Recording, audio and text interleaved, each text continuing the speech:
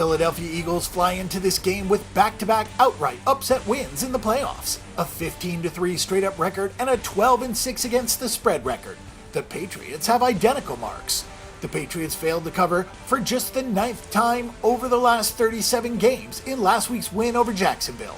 Philadelphia had dropped 4 of 5 against the spread to end the regular season, but has gotten back on track in the playoffs.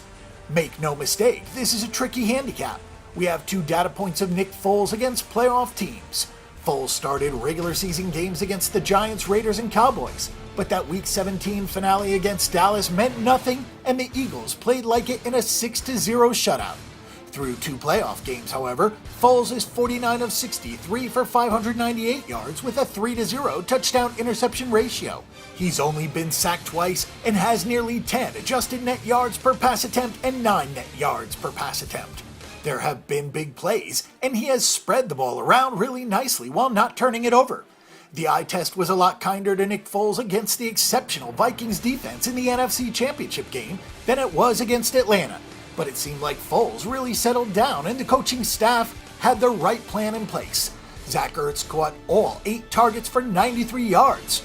Alshon Jeffrey caught 2 touchdowns and all 5 of his targets. Torrey Smith caught 5 of 7 targets for 69 yards, and Nelson Agholor caught 3 of his 4 targets for 59 yards. The Eagles had 13.5 yards per reception against the vaunted Minnesota defense and were 10 of 14 on 3rd down.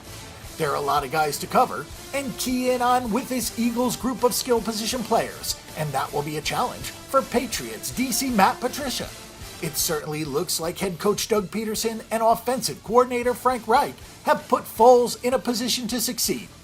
Lost in the surprise about Foles and his performance is the fact that this defense has been quite good. The goal line stand in the divisional round is the reason why the Eagles are here.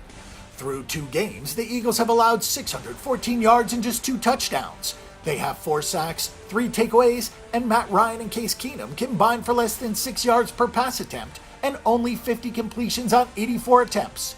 The Eagles did not put up the same big sack totals that teams like Pittsburgh, Jacksonville, and the Rams put up, but they did hold the opposition to a 60.4% completion rate and just 5.1 adjusted net yards per pass attempt. Philadelphia's ability to get pressure with the front 4 and collapse the pocket helped the defense to 19 interceptions and allowed the back 7 to worry about tackling and coverage as opposed to rushing the quarterback. Defensive coordinator Jim Schwartz will have to crack the Tom Brady code in order to help his team to victory, which will be no small task. But the fact that the Eagles can disguise coverage packages and rely on the linemen to interrupt Brady should be a big help, with New England's desire to use running backs in the passing game, and should also mitigate some of New England's strength on those crossing routes. This is not a strong opinion on which way the game will go. You could see where the money goes and how the market plays out, and there's plenty of value in this game on props. The Eagles present some problems for the Patriots because of how well they can cover short and intermediate routes, since they don't sacrifice much with blitzes. The skill position talent for the Eagles is spread out in a way that should allow Philadelphia to have success against a slower New England defense. If this line closes at 5.5 or higher, it will be the largest Super Bowl spread since 2009. When Pittsburgh failed to cover against Arizona as a touchdown favorite. Dating back to 2008, the underdog is 8-2 against the spread, with New England winning as a pick'em in Super Bowl 49. That may or may not mean much this time around, and it isn't the largest of sample sizes, but favorites typically are inflated a little bit with the expression of heavier volume on the public team. So far, our pick and prediction will be for the Philadelphia Eagles at +5, +5.5, or perhaps more if this line continues to move up.